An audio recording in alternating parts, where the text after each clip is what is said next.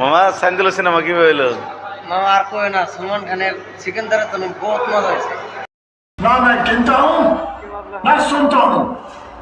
चल सॉरी बोल। কি কম গুন্ডা প্লেনে আনে 15 বছরে যেখানে করছে ওদের 10 ঘন্টার মধ্যে পুরো ধ্বংস করে দেয় সিকান্দার সিকান্দার সিনেমা তো সলমান খান থেকে বেশি বুড়ে না সাইন্দিল?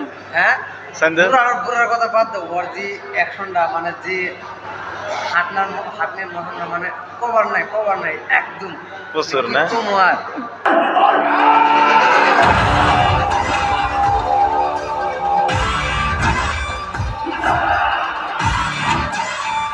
তখন বলে মানে কি সিনেমার বিষয়ে কি কম মামা, মানে জিম মানুষ আর কি দেখলে আর কি গম পাবো, না দেখলে গম পাবো না। সলমান খানের সিকান্দার থেকে বেশি হিট হয়েছে না?